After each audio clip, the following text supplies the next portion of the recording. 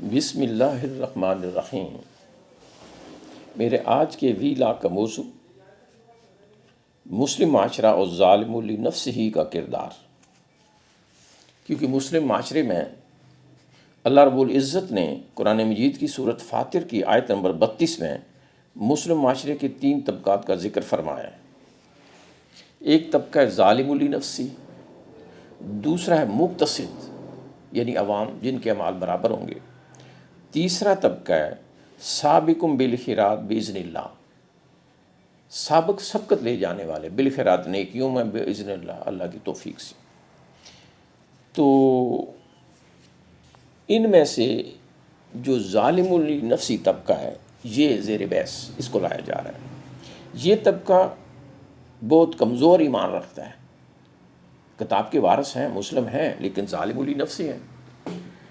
تو اسی لیے مسلم سوسائٹی میں بھی پولیس ہوتی ہے، عدالتیں ہوتی ہیں۔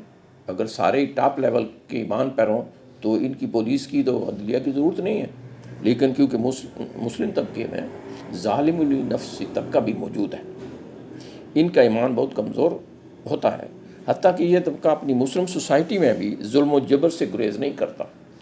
اگر اس طبقے کو اقتدار حاصل ہو جائے تو معاشرے میں حکومت کی سرپرستی میں ظلم و جبر کے باعث انتشار اور افراتفری کی کیفیت پیدا ہو جاتی ہے۔ اللہ رب العزت نے اس طبقہ کو پسند نہیں فرمایا، اور نہ اسلامی ریاست میں اقتدار کی حیثیت کے لیے اس طبقہ کو کوئی ذمہ داری سونپنے کی اجازت نہیں دی ہے۔ اللہ تعالیٰ ارشاد فرماتے ہیں واللہ لا یحب الظالمین، اللہ تو ظالم طبقے کو پسند ہی نہیں کرتے۔ واللہ لا یہدی القوم الظالمین، اور اللہ ہدایت بھی نہیں دیتے ظالم قوم کو۔ تو جب اللہ تعالیٰ ان کو پسند ہی نہیں کر رہے تو یہ مسلم طبقے میں اقتدار کی کس طرح اہل ہو سکتے ہیں؟ اس دنیا میں سب سے زیادہ آزمائش انبیاء کرام علیہم السلام کی ہوئی ہے۔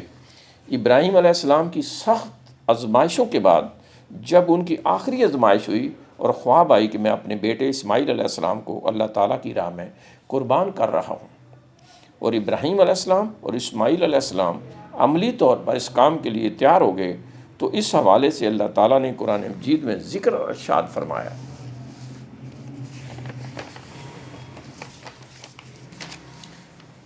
اس آیت میں ظالم لنفسی کا بھی ذکر ہے کہ وہ اہل نہیں ہے۔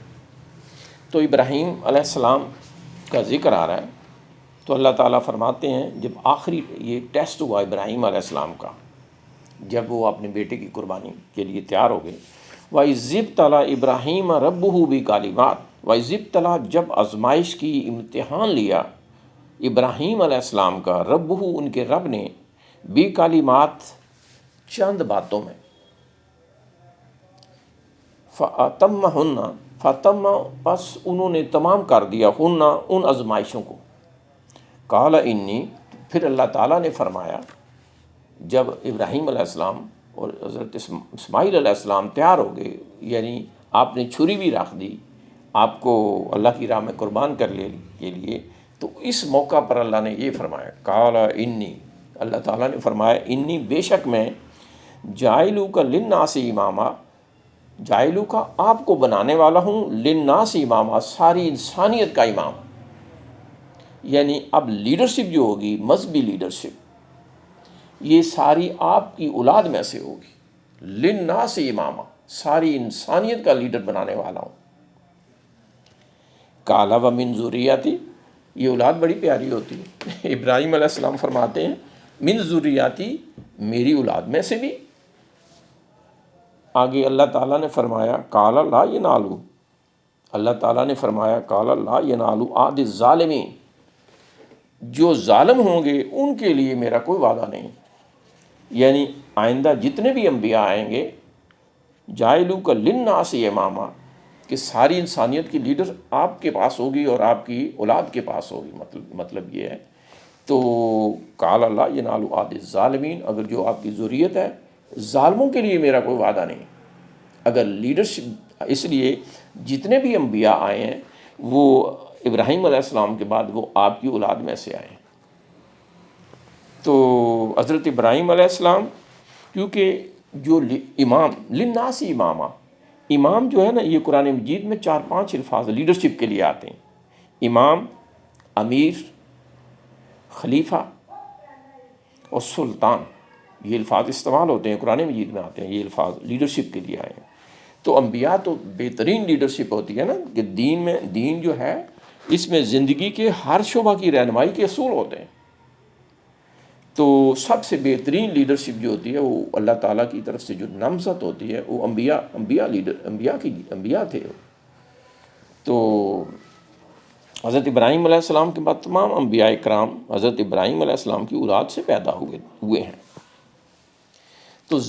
تو ان کی اولاد میں اگر ظالم لنفسی ان کو ہے اجازت نہیں ہے، ظالم لنفسی طبقے کا خلافت، امامت یعنی لیڈرشپ میں اللہ رب العزت نے کوئی حق نہیں رکھا، یہ اقتدار کے اہل نہیں ہیں۔ اگر ابراہیم علیہ السلام کی ذریت یعنی اولاد سے اللہ تعالیٰ کا وعدہ نہیں ہے تو باقی کیسے اقتدار کی اہلیت رکھ سکتے ہیں؟ لہٰذا مسلم سوسائٹی میں ظالم لنفسہ ہی طبقہ اقتدار کی ہرگز اہلیت نہیں رکھتا۔ وآخر دعوانا ان الحمد للہ رب العالمین۔